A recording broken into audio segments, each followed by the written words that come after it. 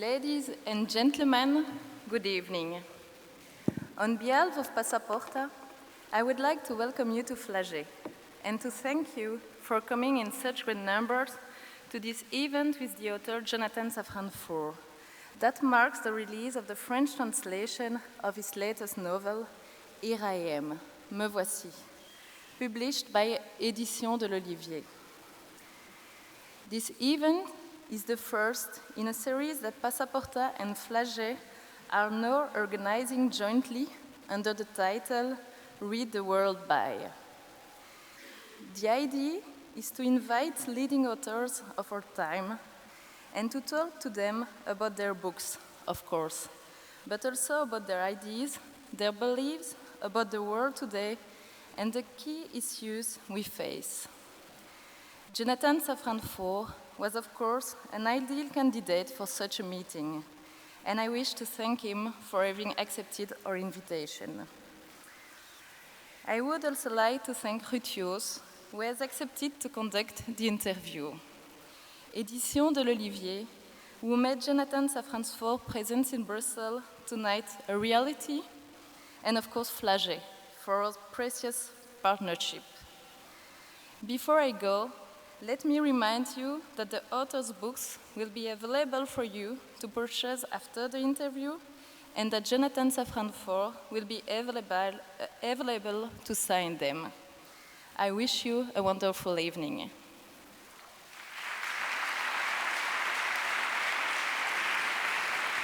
Thank you. Goedenavond, good evening, bonsoir, and welcome. So we had other chairs. They were very low chairs. This one makes a bit of noise. I'll try to sit still. And if I take my phone, it's not because I'm bored, but I don't have a watch, so some of you might want to catch a train tonight. Otherwise, we might go on until midnight. Because it's not that you get to talk about Here I Am, Me Voici every day anymore, right? Because it's been a while since it's published. Does it change to talk about it, what is it, a year later? First of all, thank you. Thank you for coming. Thank you for bearing with English tonight. As an American, it's such a strange thing whenever I go anywhere in the world, but particularly in Europe, people often apologize for how poorly they speak English, completely missing the irony that I don't speak whatever language they natively speak. And I'm often left feeling silly, actually, or a little bit guilty. So I thank you for bearing with me tonight. You asked me, have my feelings about the book changed since I published it? Or maybe maybe the feelings will come later. Just is it... it might be boring sometimes to talk about it like for months on end, and now you had a little pause maybe, and so it's maybe you feel like it again to talk about it. You know, there's only one question that I'm ever asked that I find really boring. I could not say what it is, and we could just see if you ask it. Let's see. Let's wait and see. If it happens, I'll make a signal like this or something. And then I'll leave out of shame. Yeah. Okay. No, generally speaking, I love it. And I love it because, for a lot of reasons. One, I think there's a misconception about how writers write books, or rather there's a misconception that all writers write books in the same way, that you have an idea, or you have something to say, or you have a story to tell, or characters inside of you, and that you then articulate it in order to share with other people, which is not my experience at all. When I start a book, I don't have anything at all. I've written 3 book proposals in my life to publishers, and I've never turned in a book that I said I was going to turn in, because I end up getting distracted, or I find that I'm more interested in something else. It's for the same reason that people change professions, or change partners, or change the kinds of clothes they wear, or the kind of music they listen to, because you change and the world changes, and it's hard to know in advance what it is that is going to move you at the necessary amount Okay. 3 years later or 10 years later. So I don't know what it is that I'm writing. Oftentimes, until I've turned it in, the poet W.H. Auden said, I look at what I write so that I can see what I think. So my thinking about my book, honestly, didn't even begin until I published it. And at that point, it was kind of confused because publishing a book is also making yourself very vulnerable in a public way, making yourself open to people's judgments and interpretations. So it's hard to see it clearly. And also I was so close to it that, like a painting, if you're too close, it's hard to see clearly. But now enough time has passed that the conversations feel, in a way, more honest. Yeah.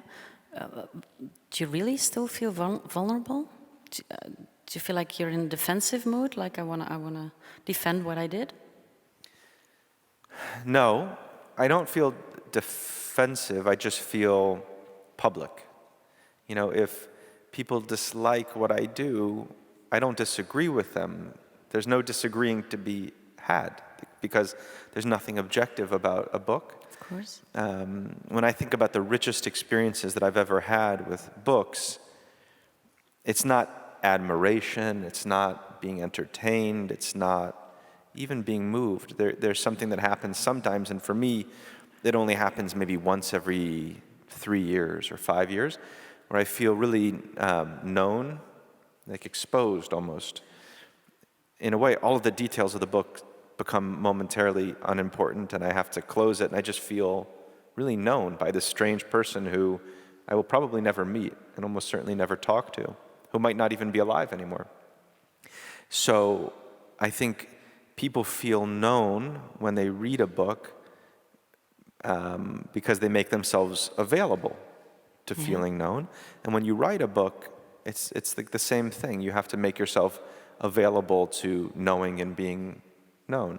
And so when a book becomes public, it's something very intimate that then is exposed to the world.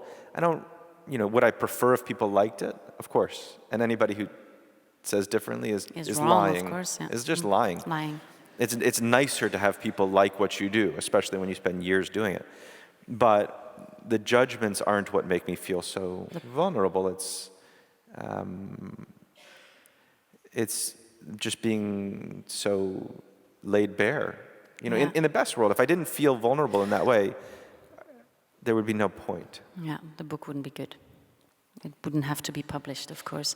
But to feel public, in the way you explain it, is of course a difficult position, because if you don't do that, then you don't have any readers. Not about you as a persona, but I mean, the book is there. It has to go public, otherwise nobody reads it, and that's what you do it for. Or do you do it for writing, or to be read? I don't honestly know exactly why I do it. Wow. I mean, on one level, it's my job. So everybody has to have a job unless you are, aristocracy, I suppose, which I'm not. So I have to have a job, and writing is my job. But honestly, I don't do it because it's my job. I do it because I feel somehow compelled to do it, despite the fact that it feels bad very, very often. And I don't think I'm unique in that. I have a friend who's a writer who likes to say, writing is like pulling teeth out of your penis.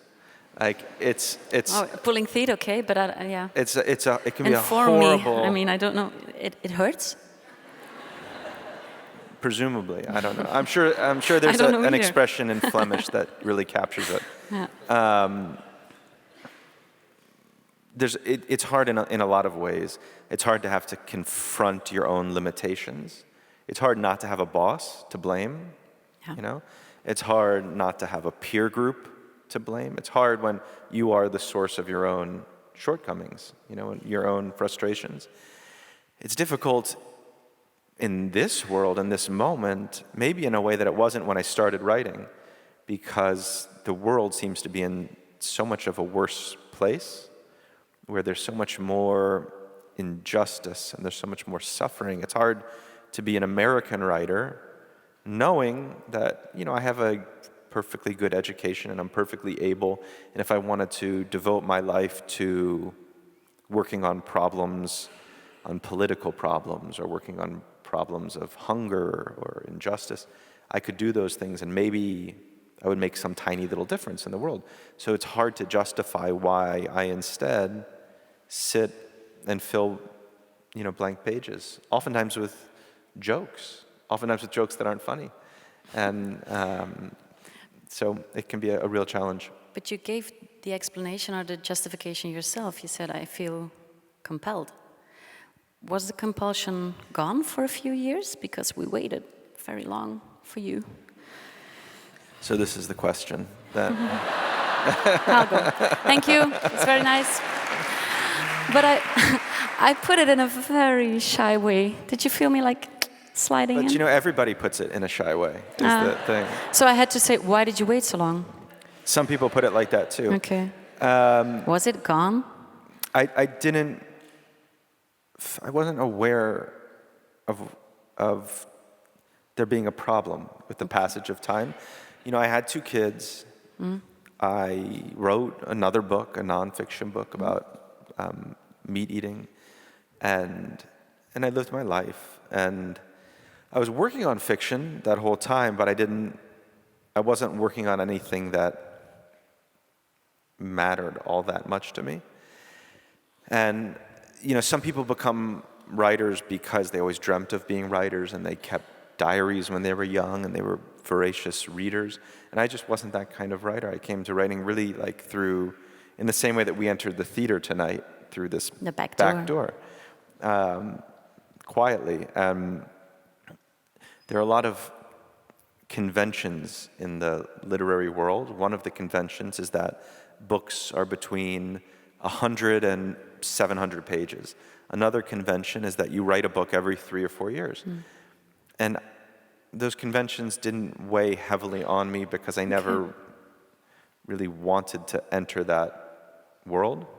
When I turned in this book, when I emailed it to my editor, I sat for a little while, suddenly having all this time, it felt, now that I'd finished this book. And I felt so gratified and so happy. It was the happiest I've ever been as a writer.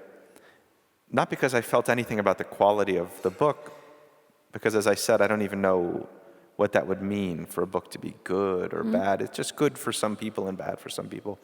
But I knew that I could say with honesty that I finished the book caring about it as much as I did at the beginning. And that's a very hard thing for me to do with anything. And I think it's hard for most people with anything. It's hard to, it's the reason a lot of relationships die or change. It's the reason people leave jobs. It's the reason people leave cities. Even tonight, we were just backstage 7 minutes ago. And I don't know about you, but I was a little nervous, a little excited. And that fuels a kind of energy to be brought to the conversation and a sharpness. But then as time passes, you don't have that fuel of being nervous and excited. And so you have to change what it is that motivates your questions and my answers. And if you can't find something to make you care, then it begins to fall apart. And to write a book over the course of many years obviously requires, the world changes in that time. I changed in that time, so I had to find new ways to care about it. And I couldn't do that with other things that I was working on, but I could do it with this. And I wrote almost all of this book in probably 2 years, but it took me 7 years to get to the point of having something that I could care about in a sustainable way. So maybe you didn't like the question, but I liked the answer. And why it took so long, and then we'll get over it, is maybe because it's about a lot. When I was reading it and people asked me, so what is it about, the new Jonathan Safran Foer? And I said, well, it's about divorce. Then I said, it's about separating. Then I thought, well, no, it's about the feeling of the strange, unheimlich maybe, feeling of growing apart and not growing apart. And then it's about parenthood, it's about growing up. I have a whole list. It's about saying things that cannot be unsaid. It's about doing things that cannot be undone. It's about seeming and being. It's about language. It's about identity, of course. It's about fragmentation of identity. It's about Jewish identity. It's about loss. It's about family. It's about the world. You forgot masturbation. Masturbation. Which is, yeah. Yeah. Now it's growing up. No, there are some things I forgot, other things. But what to choose? I mean, obviously, there are some bigger themes. We will get to them, grab them by the neck, but it's a lot. It wasn't easy, I suppose. Well, I like that description very much, and that's how I would hope somebody would feel about it. And it's how I feel about books that I read, that I love. If somebody asks me what it's about, usually I'm left saying, you just have to read it. Yeah. Like it's sort of about this, it's sort of about this, it's touches on this, but you have to read it. Like it's an experience or an atmosphere. And that's very much the kind of book that I wanted to write. Might be helpful to describe the plot of the book very, very quickly. Mm-hmm. It's about a family in Washington, D.C., Jacob and Julia. They're in their early 40s, and they have 3 kids. And we follow them through some just sort of everyday domestic crises, nothing so extreme. And then Julia finds a cell phone of Jacob's, a second cell phone, that has some pornographic texts on it, which precipitates a real crisis in the house. At the same time, they're preparing for the bar mitzvah of their oldest son, Sam. Some relatives begin to come in from out of town, including some Israeli relatives. There's an earthquake in Israel, which precipitates a war, and everything sort of unfolds from there. You're good at this. At giving the summary? Yeah. I've done it once or twice. But now I've forgotten what we were talking about. We're talking about that it's about a lot. If you have to pick out something, what's it about? You say, no, I like books. I wanted to write a book. Oh, I know what I was going to say. Yeah. See, I listen. So Jacob and Julia have a collection in the book of things that are bigger on the inside than on the outside. Yeah. So like a seashell, where you can hear the ocean when you put your ear to it, or a ship in a bottle that creates that mysterious experience of wondering, how did something so big fit into something so small? And I love the idea of writing a book like that as well, where one would read it and say, but how could that have only been, in this case, it's a fair number of pages, but still, like the book as a kind of artifact or object, it's not so big. And I have read books before where I literally have to hold it in my hand and feel the weight and say, it just doesn't seem possible. There's so much in that. And that's the kind of book that I am attracted to as a writer. As a reader, I like to read all kinds of books. Some of my favorite books are very quiet, very minimal. But I guess my own personal style is oriented toward a lot. Yeah. But then you're talking about the density of the book, so that there's a lot in it, and if you weigh it, you say, how is that possible? It's nothing, and there's so much, like it's about the world. But at the same time, not everything in the book is that dense. You let time be time. You talk about domestic life, and that's, I think, you did that very well. But I don't think everybody understood it, why some passages are long. I love those parts because, you just let time be time. You did it on purpose, didn't you? Well, as I said in the beginning, I didn't really do anything on purpose exactly. What I did on purpose was I committed to a process of allowing my mind to be itself, rather than interrupting it with questions like, is this good? Is this funny? Is this moving? What's the point? All of those questions just interrupt your mind's business of being itself. There are a lot of scenes. It has a lot of pages, this book, but it's a very fast book, I think, because a lot of the pages are taken up with people talking to each other in kitchens or in bedrooms or in living rooms, in very domestic conversations that can be quite mundane in certain ways, talking about the contents of a refrigerator, or if it's time to repaint a room, or how kids are, dealing with a new carpool configuration, whatever.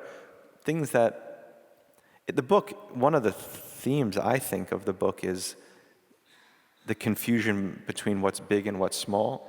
and the ways in which families, but particularly romantic couples, misdiagnose big things as small and misdiagnose small things as big, and then find themselves, because of these mismeasurements, living lives they never quite imagined that they would live.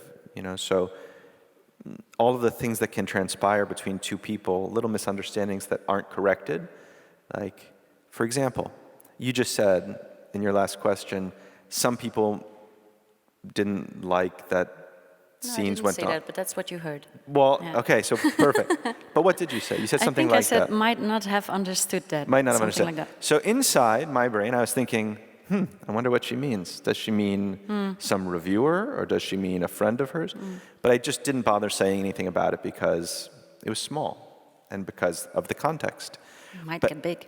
in relationships, that happens all the time. Somebody says something, one person doesn't quite understand it, or it creates a tiny bit of hurt or frustration, but you don't mention it because if you mentioned everything, it would just be unbearable and it would be annoying and you would never sort of get on with life. The only problem is the feelings maintain themselves and stick around and sometimes grow and sometimes attach to similar feelings. And then maybe in response,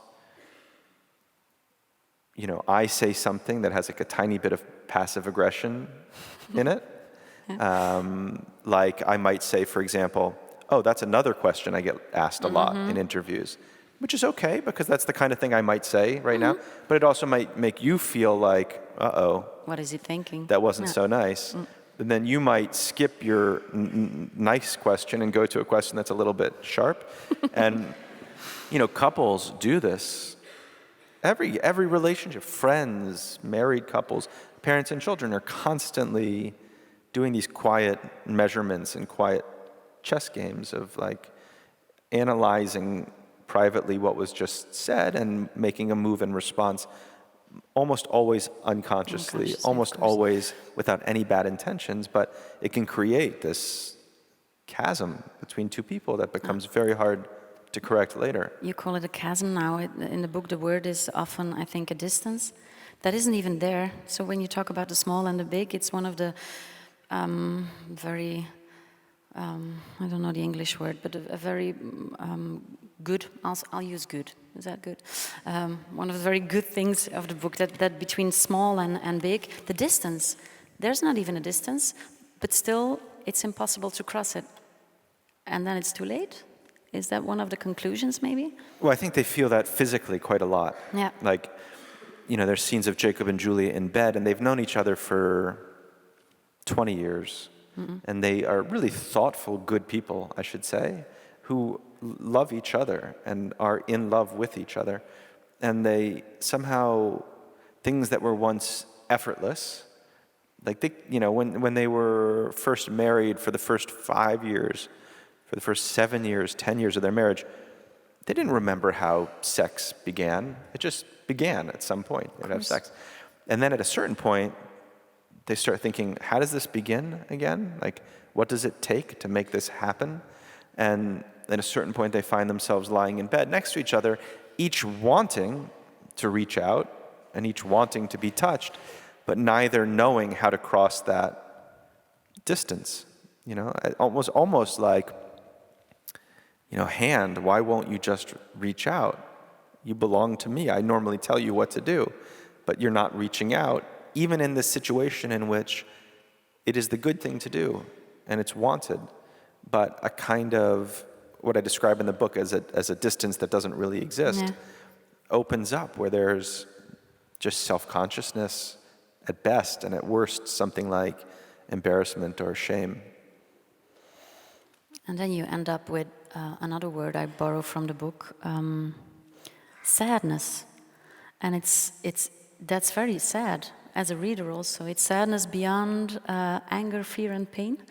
That's what's left. And that's, probably when it's finished, because you didn't do anything on purpose while writing it. But when it's finished, you said you felt gratitude, maybe not gratitude, but you were proud of what it the feeling you had when you finished it because you could maintain it over the writing. But it must have felt sad also to have written a story between two persons that is very sad. It was sad. It was also a lot of fun. I mean, I think the book is... The humor is the other part, yeah. I had more fun writing this book than I did any of my previous books. I felt more joy in writing it. I think it's more explicitly funny. But it also just felt full of life for me in a way that my other books really haven't. You know, my first two books have very strong narrators, first-person narrators. So everything is illuminated. In my first novel, the narrator is Alex, who's this young Ukrainian, and he speaks in a funny way, and he's just an extremely dominant personality who kind of like grabs the reader by the arm and says, let's go on this trip. And then my second book, Extremely Loud and Incredibly Close, has the narrator of Oscar, who's 9 years old, who's also in a different way, but in a similar way, a very muscular narrator who invites you into his consciousness and takes you somewhere. And when people talk about those two books, they almost always talk about Alex or Oscar. This book was written in the third person. It's the first book I've done like that. But the narrative voice also has a sensibility which is much closer to my own. It's the first thing I've written where my people who know me have read it and said, oh, this one really sounds like you. The odd thing is, with my first two books, when people would talk about them, they would talk about the book. With this book, people often talk about their own reactions. Oh, they do. Yeah. Well, I mean, you just said, you know, it left me with the sadness. And sometimes it's as sort of subtle as that. Sometimes it's very odd and explicit. I did an interview in Paris just yesterday or 2 days ago, and the interviewer said, there's so many memorable scenes in this book, like that one where Julia won't take off her bra because she fears that her breasts are sagging. That's not what... It's not in the book. And I said... She feels more secure with the bra, and that's all. Yeah. I said, I just didn't say that, you know? And he was like, well, you know, there's nothing to say for him at that point. It was a he? Yeah.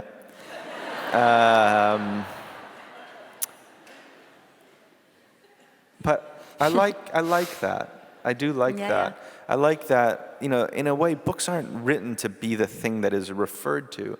Books are written as a kind of invitation to engage with other things, which is why, you know, the place, every book has to take place somewhere. Every book has to take place in some time. Every book has to have some kind of culture and cultural specificity. So this book takes place in a specific city, Washington, D.C., in a specific moment, the contemporary moment, and has a kind of Jewish, upper middle class American culture, largely. And sometimes people will say to me, are you worried that because of all of that specificity that it would lose the ability to connect with somebody who isn't those things?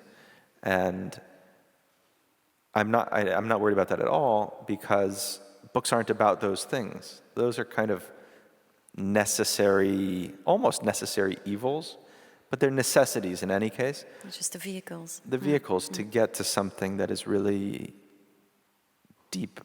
James Baldwin, the writer, once said, I used to think that the things I felt most deeply most alienated me from others, because who could ever be happy like I'm happy, or who could be sad like I'm sad?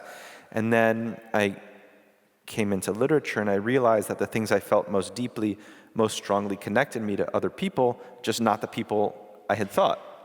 And that has been my experience with writing. You know, I thought when I wrote my first book that it would be 25-year-old Jewish Americans who liked it. Some of them did, some of them didn't. Some 80-year-old women in Japan liked it. Some, the first radio interview I ever did was in Philadelphia, and the first caller on the first interview I ever did said, "Oh, I want to thank you for writing this book because you gave language to something that my family didn't have a way to talk about, and now, you effectively told our story, and so by doing, you helped us to tell our story to each other. And so I was thinking on the other end of this phone is like me. And then he said, being a 65-year-old black man outside of Trenton, I often feel, and I thought, what? Yeah. And I looked at the interviewer, and she looked at me like we kind of laughed together, like some people here just laughed.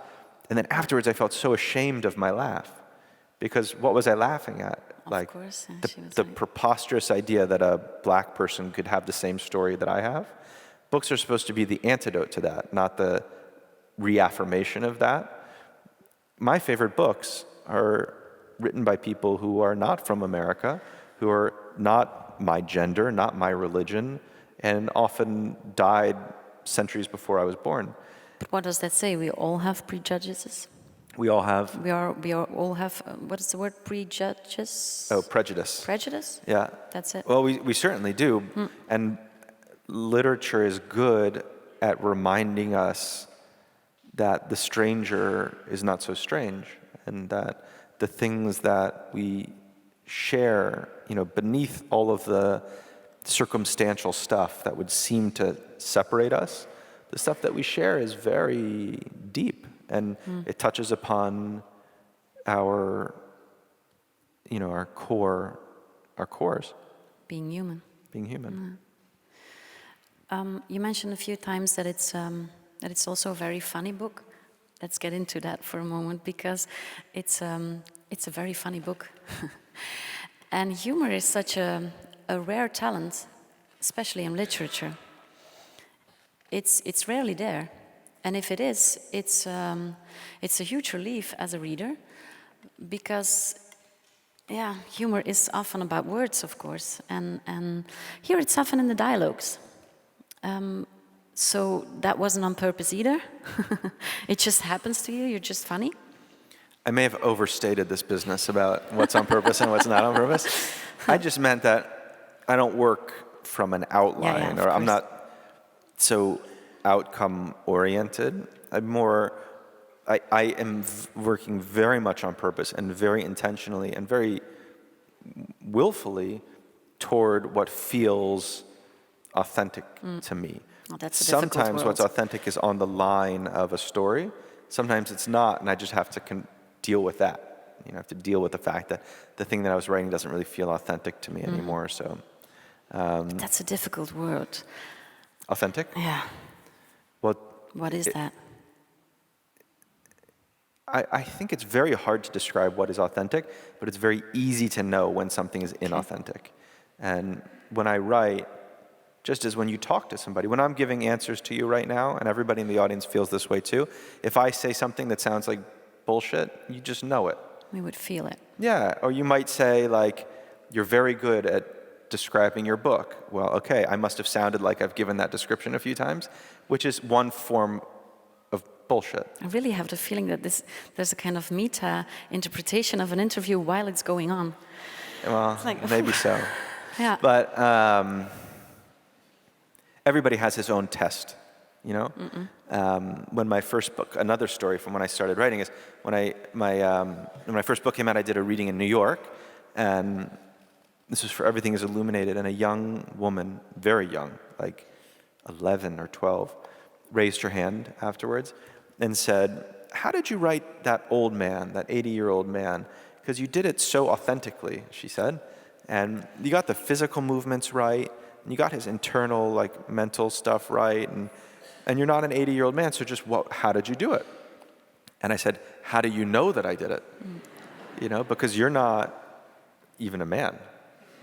And she said, I don't know, I just know. And I said, I just know too. And, there's something about authenticity that it's not referring to a fact in the world. Journalists don't write about authenticity. Scientists don't study authenticity because one could never make progress in defining or proving it. And yet it's just utterly unmistakable inside of you. And we are drawn to things that we find authentic, and we're repulsed by things that we find inauthentic, even if we can't articulate what we mean. So when I write, one of the reasons that writing is so difficult is because the great majority of the time, 9 times out of 10, I have to confront or wrestle with what feels like my own inauthenticity, usually because I am performing instead of being. But humor could be something like that, right? Isn't that easily performing, being humorous? So isn't that a thin line? For me, it's not Okay. performing. It's like noticing or like picking up on. A lot of the humor in the book is not jokes. No. It's in the dialogue. It's like the funny ways that one person subtly comes around to the other person's thinking, or the ways in which you undermine something you said just a few sentences ago, or the rhythms of conversation. You know, a lot of the humor, I think you'd be hard pressed even to say what is funny about it. It just has the quality of being funny, and that's not. There are parts of the book where I am trying to tell a joke to make somebody laugh, but I think the real humor of the book isn't performative. It's just what makes me laugh about it is, oh, it's so true. People do that. Like, it's so true. That's been done to me so many times. Or you know how often, like, I don't know about you, but my response to when I laugh, I will often say those words, oh, it's so true. Mm-hmm. You know? Not like, it's so absurd or it's so ridiculous. I say, oh, it's so true. And I think that's the kind of humor that largely comprises this book. I don't want to go into a prejudice, but is that a Jewish kind of humor? I don't know.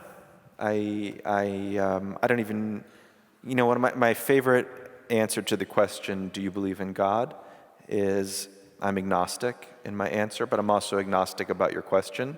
Like, I'm not sure we could even mean the same thing. Like, okay. If you're asking me, do I believe in a God who has a white beard and interferes with human affairs? No. If you ask me, do you believe in a God who is the laws of biology and chemistry and physics? Sure. But you're probably not talking about either of those, and I probably am not thinking about either of those. So when you say, is humor Jewish? I mean, Jewish, like what Jewish? Mm-hmm. Like, mm-hmm. You can't get 10 Jewish people to agree on what Jewish means. I was born to Jewish parents. I was raised in a very particular kind of Jewish culture in Washington, D.C. Not religious, not believers, but I did grow up hearing and learning Jewish stories from the Torah and also from culture. Seinfeld and Woody Allen and those kinds of figures we think about when we think about Jewish humor. Yeah. So I'm sure that I am, to some extent, a product of that. On the other hand, who isn't a product of that, And I don't know if at this point, I wouldn't even know how to distinguish Jewish humor from humor in the same way that I wouldn't know how to. In America in the 20th century, it was really minorities who drove artistic creation. Mm-hmm. The most exciting visual art was made by homosexuals, for the most part, not mm-hmm. entirely. The most exciting music was made by African Americans, for the most part. A lot of the most exciting literature is made by Jewish people. I don't think there's anything exclusively gay, black, or Jewish about those, but they were expressions of the need to be heard or the need to be understood from people who were underrepresented in society or who didn't have an equal voice or standing. So it may not be that it's Jewish humor per se, but sort of the humor of not having equal standing. Yeah, because that brings us to Jewishness. If you say what is Jewish about the humor, or what is Jewish, what is being Jewish, are we talking about the same thing? I have no idea, because, well, Jacob doesn't know either. He just knows that, you don't get to choose. I think that, I don't know precisely how it's written down, but you don't get to choose. I would like to quote correctly. If you feel Jewish, the Germans decided that for you. What it is to be a Jew. Now that's a good definition of being Jewish. That's a painful definition. Well, it's not the most inspiring also. definition, but you don't get to choose. That was something my grandmother told me, by the way. You can be whatever you want, but the Germans will decide if you're Jewish or not. Of course, that's not the whole truth, because I couldn't be whatever I wanted because my grandmother and parents decided for me that I was Jewish. There's a lot of the people I know who are most Jewish in the sense of your question about Jewish humor, or are most Jewish in the sense of these Jewish tropes of being intellectual in a certain way or being neurotic in a certain way. A lot of those are most forcefully embodied by people I know who completely reject Judaism, who most strongly reject Judaism. So, are they choosing to have those characteristics, or were they chosen for them? I think it's hard not to be an expression of the place that you grew up, even if you leave that place. In my case, I have no desire to leave that place. I am really grateful to have had the Jewish education that I had, to have the Jewish background, to know the Jewish stories that I know. It was funny, I go to synagogue maybe twice a year, or twice every 2 years, not very often. But I went this year on Yom Kippur, which was quite recent, and I took my kids, and I know all of the melodies, even though nobody exactly taught them to me.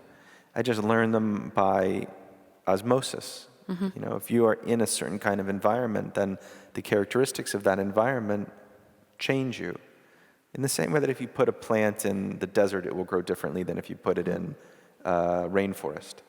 And my kids don't know any of the melodies, and are they might as well have been in a church service or in a mosque. And it made me sad that I felt as if some duty I wish I had performed, I hadn't performed. Is it too late? No, it's not too late at all. To give them that background, which they can choose to respond to however they want. But without it, you in the same way that my parents may have chosen a kind of Jewishness for me, if I don't give them the background to respond to, I will have chosen not to do something for them. But the question of identity in Here I Am is especially, around everybody, but especially around Jacob. He is often frequently asked the question, who are you, Jacob? And he doesn't know how to answer that. He's a lot of things, but who is he? And is that a problem that you cannot say who you are? Well, I think in life, you don't really have to be one person all that often. You can be a bunch of different people. So you can be a father, you can be a spouse, you can be a friend, you can be a Jew, you can be an American, you can be a writer, you can be all kinds of things. And sometimes those different identities come into conflict with each other, just a little bit. So I am a writer, I'm also a father. I am not with my kids now because I'm in Brussels doing a talk. And so I had to borrow a little bit from my identity as a parent to complete an identity as a writer. But I made this trip shorter than my publisher wanted because I wanted to borrow a little bit from my identity as a writer to put back into my identity as a parent. And it's fine. It's not a big deal. Nobody is suffering because of that. But there are moments in life when something happens that compels a kind of ultimate choice. And this book is organized around two of those events. One is domestic, which is this cell phone that's discovered. So Jacob and Julia have been kind of inside the marriage, kind of outside the marriage, but this forces them to say definitively, at the expense of the other identity, I am in it or I am not in it. And then there's an earthquake in Israel, which precipitates a war that becomes so extreme that the prime minister asks for all Jews around the world to come to Israel home. to fight. Yeah. And Jacob then has to make a definitive statement of identity. Either I am willing to risk my life for Israel's survival, or I admit that I am not. That in some sense, my life will go on if Israel's destroyed. We won't say what he does in the end, does or says, because that's a pair of words, two concepts that are entwined in this novel, doing and saying. You can say that, well, if you're married, that's because you say you're married, but if you divorce, that's because you did it. Why was this combination of concepts of doing and saying so important? When did it seep in? Well, the book begins with a scene with Jacob and Julia in the principal's office because their son Sam has gotten in trouble because he wrote a list of words, very bad words, like racist, misogynistic, homophobic, and just bad words. And the N-word. And the N-word, right. Thank you. And Jacob comes to his son's defense and says, well, did he really do anything wrong? He didn't address these words at anybody. He just wrote them. Like, what exactly was the evil act that he perpetrated? It's just words. And then, not but a chapter or two later, Julia finds this cell phone with all of these pornographic texts on them. It's just words. And Jacob says, and I don't know if you believe him or not, I'm curious. Jacob says, I didn't have a physical relationship with this person. I believe him. I believe him too.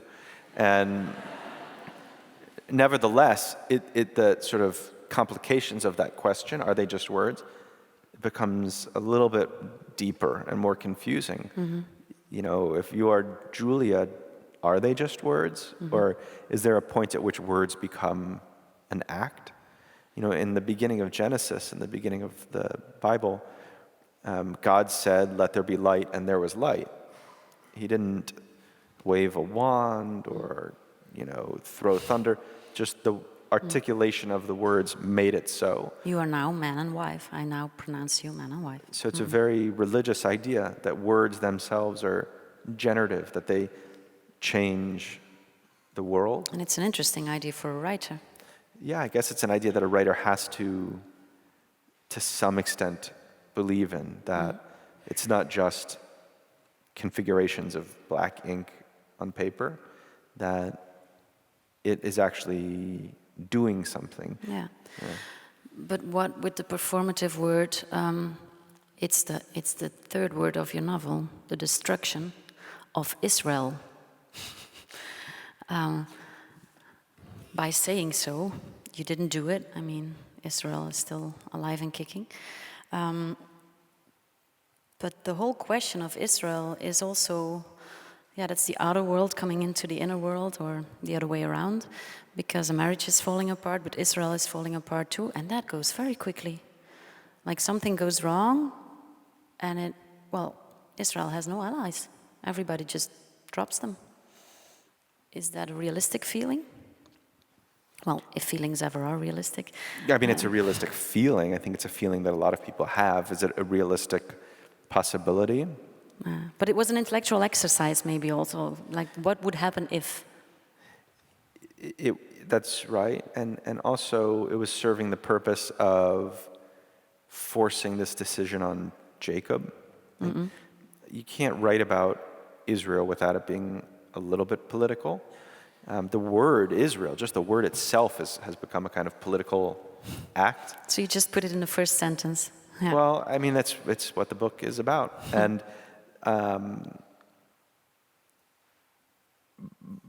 but I really wanted the book to be about notions of home and devotion to home. And, sometimes a home is an ancestral homeland. Sometimes a home is the country you live in. Sometimes a home is your familial unit. Sometimes a home is a marriage or romantic relationship. Sometimes a home is a job. Sometimes people feel at home in their body. Sometimes they don't. And this was my language for thinking about those themes. You know, I happen to have a language that is politicized just by its nature, but... Wait, what do you mean by that? Well, I mean that to write about being Canadian, you know, Canada is not a word that gets anybody on edge. The destruction of Canada kind of makes people chuckle, probably, you know. But being Jewish is different. Jews have a different history as a people than Canadians do, and the country of Israel has an entirely different, you know, set of predicaments than Canada does. Nobody would ever ask me, you would never ask me, hey, why did you decide to write the book in English? Interesting choice, you know? What do you think are the implications of writing your book in English? Do you think somebody who is not a native English speaker will be able to understand the meaning of your book when they read it in translation? You wouldn't ask me that because you would know that I wrote it in English because that's my language and because it is my best tool for expressing the things that matter most to me. In that way, I also wrote the book in Jewish. You know, it's what I know, it's my language. It is the sort of, it's my alphabet, it's my library of stories to draw from, it's my ethics. And so it's a great toolbox to have because it's very rich with a certain kind of humor, perhaps, or a certain kind of storytelling, but it's also fraught in a way that, you know, maybe being a Canadian author is not fraught. But if you write about Israel, then do you have the feeling the whole world is watching over your shoulder?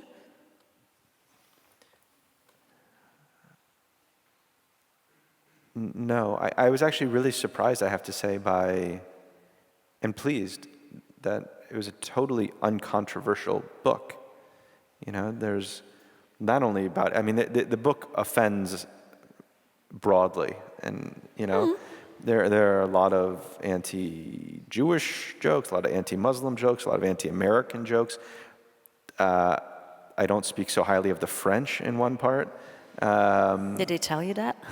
Well, no, the last days, or I happen to remember what the expression was, but that was on purpose. no, it's never brought up. It's never brought up because I think maybe because the book is filled with politics, but that's clearly not the point. I mean, clearly the point is not to offend.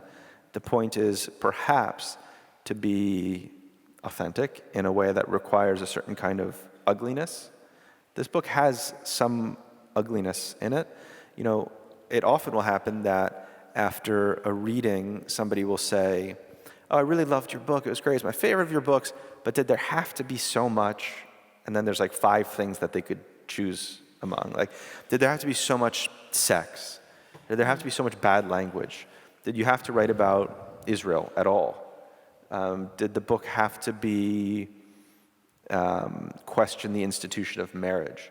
And there's probably more than 5 things. And it did not.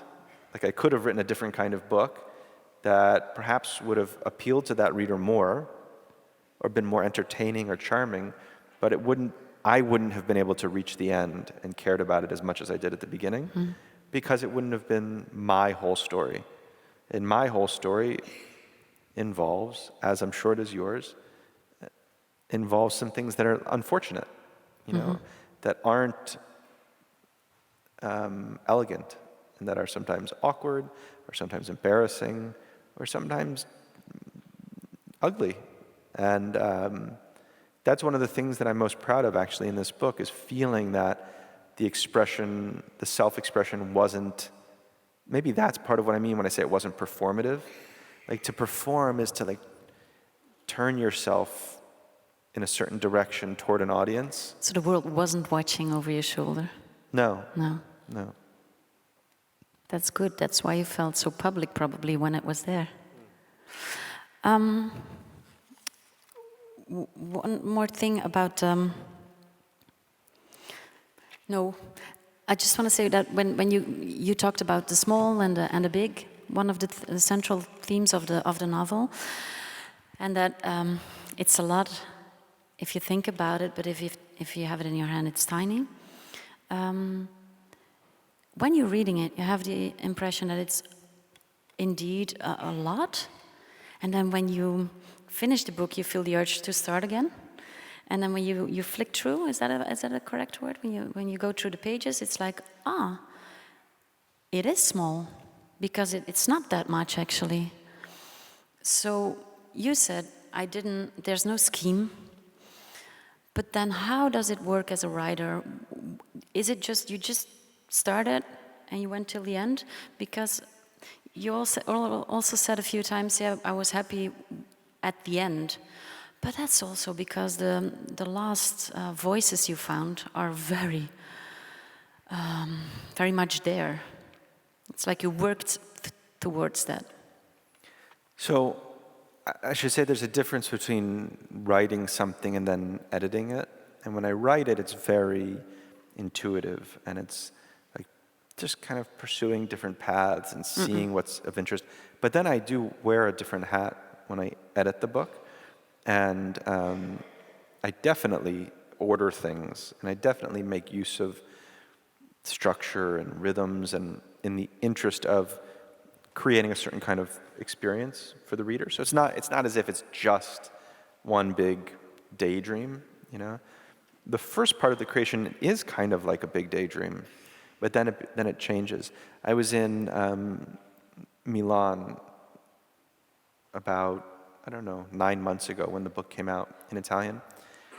And I had a little bit of free time, and I went to see Michelangelo's Pietà, the one that's in Milan, not the famous one, but the one that's in Milan. And it's a very unusual sculpture in a lot of ways, and the way that it's exhibited isn't unusual, but it was the last sculpture he made. Why is that? Why is the way it's exhibited? Mm-hmm. Well, you walk into a room and you're facing its back, rather than it facing you, and it's the only thing in the room. So it's very odd. You know, usually art galleries and museums are performative, and they want to create a strong impression, but this, you have to really engage it on your own terms. It was the last sculpture he ever made in his life, and it's the only sculpture he ever made that wasn't commissioned, that he made just for his own sake. But the most unusual thing about it is it's 2 figures, but there are 5 arms. And the 4 of the arms are where you would think that they would be. And then the 5th one is just kind of off, like this. It just really looks like this. And I was looking at it, I was trying to make sense of it. And a docent, a person who worked in the museum, saw me looking at it. And I came up and I said, what's with that other arm? And she said, that's, there used to be maybe 3 or 4 or 5 figures in the sculpture, and that arm belonged to one of those figures. Okay. And I kept looking at it, and I wanted to put my thumb in front of my eye to block out that arm, because it just looked so much better without it, more charming without it. And then I went over to the docent. I said, but why didn't he just get rid of it? When he didn't need the 3rd or 4th of it. And her explanation was so straightforward that it felt like magical. Sometimes the most direct answer is almost surreal. And this was a case of that. The sculpture needed that arm or it would topple over. The center of gravity of the sculpture required it. And she said that there's a term for this in art history, and it's called a regret. A regret is evidence of a rethinking. So, at one point he had wanted 3 or 4 or 5 figures, then he only wanted 2, but we have evidence of the fact that he changed his mind. And I thought about that. It was such a poignant idea. And as I was leaving, she said, by the way, and I don't think she was aware of the echo when she said this, but she said, by the way, one of the last things Michelangelo ever wrote was that my life's greatest regret is that I spent so much of my life working on my art and so little working on my life. And this book is really filled with that first kind of regret. a book is not like a sculpture. I can remove anything I want, and it's not going to topple over. And in fact, when people don't edit their books, sometimes they feel like they're toppling over. But I wanted there to be all of the artifacts of my thought process. I wanted all of my fingerprints to be. It emerges from the thought progress. And Yeah. And that may be why I didn't feel that second kind of regret.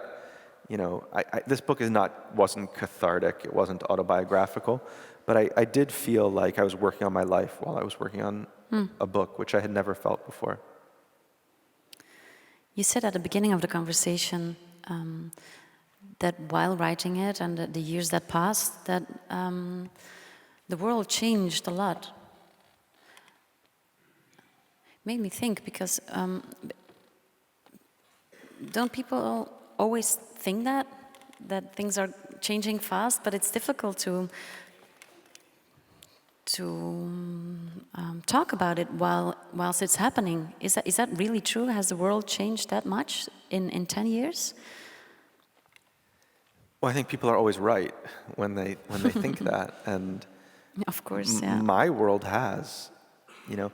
If one were to look at the rate of change in some sort of historical way, that's different maybe than the statement that I meant. Okay. On the other hand, I also believe that the world is changing faster than it's ever changed before. If I were to ask you, just to take a guess without thinking it through, okay? Okay. Just as reflexively as you can, how many years separate the Wright brothers' first flight from Neil Armstrong landing on the moon? Yeah. Just take a guess. 50? 50. It's a very good guess, actually. It's 66, I think. 63, Yeah. 66. But that was because I was already prepared that it would be a Small. tiny... Yeah, okay. So that's within half of a human lifespan, or 2/3 of human lifespan, from the first flight to putting a man on the moon. And the rate of change for computing doubles every 2 years, I think it is, the rate of the speed of microchips. So advancement on the scale of information and technology and history really is happening on a parabola, not on a straight line, which is why a lot of people who think about these things, real, the kind of big historians. You mean real thinkers? Real thinkers as opposed to novelists, but people in Silicon Valley, let's say, believe things that you or I would have a very hard time believing. Yeah. Like that people in this room won't die. And they say that with a straight face. It's not some kind of far-fetched, whimsical thing for them to say because it's provocative. They're putting billions of dollars into it and can cite reasons to believe that. So most of us are just citizens and don't give a lot of thought to that, which is extremely dangerous, because some of the biggest questions about what it means to be human are being answered by people who aren't even asking the questions and who have extraordinary financial incentives to answer them in a certain way. So not by us. Yeah, to buy our attention, to make us communicate in certain ways. So even if we're not thinking about these things explicitly, I think a lot of people feel an anxiety or an alienation that something is happening and that we're not choosing. Can I combine what you just said with something else you said at the beginning? It's very hard at the moment to be an American writer. What did you mean by that, and how do the two combine? The fear of what's happening. I just think it's hard to be an American anything right now, for reasons that aren't so interesting and I don't even need to get into. No, we don't even have to. We know what I'm going to say. Yeah. It's not your fault. It's somebody's fault. It is. And to some extent it is my fault. Yeah. It was the fault. But does that really feel like that? Yeah, it does. And not because I, on election day, was in Pennsylvania knocking on doors for Hillary, and I gave money to Hillary, and I did what I could do. That the fault wasn't in not working hard enough. The fault was in, I think, unfortunately, the things that we were guilty of, we've probably become more guilty of since the election, which is a misunderstanding or dismissal of half of the population. The misunderstanding them as ignorant or misunderstanding them as racist or misogynistic. I think there are some racist and misogynistic tendencies in America. They're not exclusive to Trump voters. I don't know if you've followed at all what's happened in the last couple days with this Hollywood producer who is, Mr. Weinstein. he makes Donald Trump look like the Pope, But there's real endemic frustration. People who feel that, and who rightly feel that life is not being fair to them. A farmer pays twice the tax rate that an investment banker does. It's just not fair. It's not fair that we have this system of generational wealth where in America it is almost impossible to stop being rich and almost impossible to stop being poor. And so when those people are written off, then instead of somebody embodying their hope, somebody embodies their anger. Yeah. And that itself wasn't taken seriously, and we paid the price for it. But you're a writer, Mr. Foer. So when you said it also at the beginning, you said a lot at the beginning of the conversation, that if you would do something else, you might make a tiny bit of difference.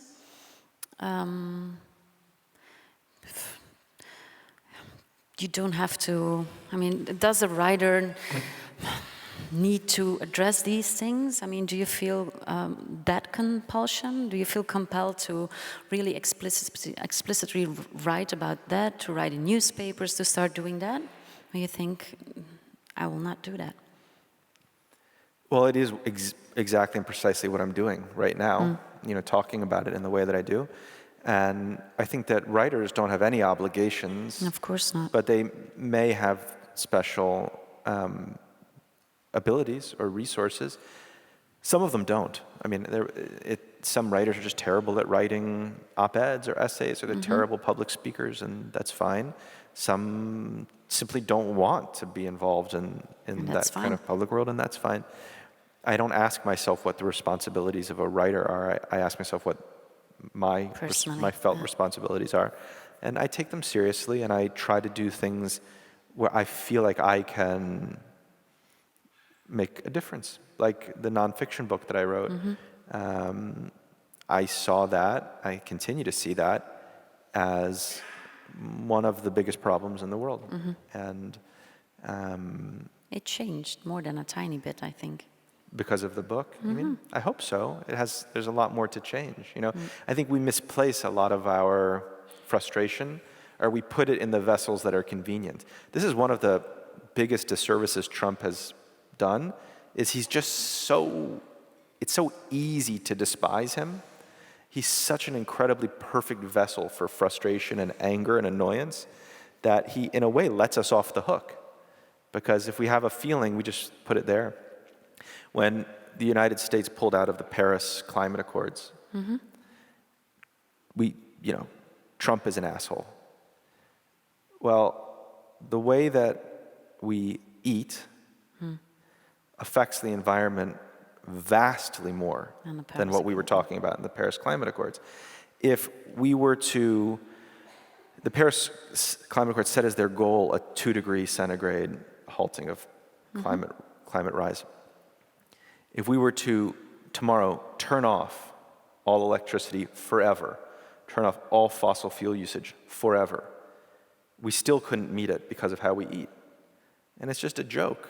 It's a joke to talk about whether I should buy a Tesla. It's a joke to hang up our clothes instead of putting them in the dryer. It's a joke to take shorter showers. A pound of meat requires the water equivalent to 6 months of showering. if we stopped eating meat for just one day a week, it would be the equivalent of taking every single automobile off the road. But we don't talk about it because it makes us feel uncomfortable, or because it actually asks something of us, whereas it's easier to say asshole. It's not only easier to say, it feels good to say. And that's what's really scary. That's dangerous, yeah. We are indulging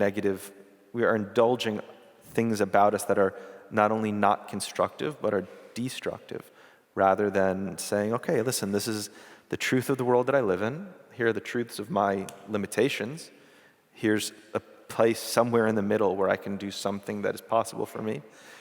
And I'm not going to worry about being called a hypocrite, and I'm not going to worry about doing something that, requires a kind of rethinking of either identity or social interactions. But I want to be a participant in I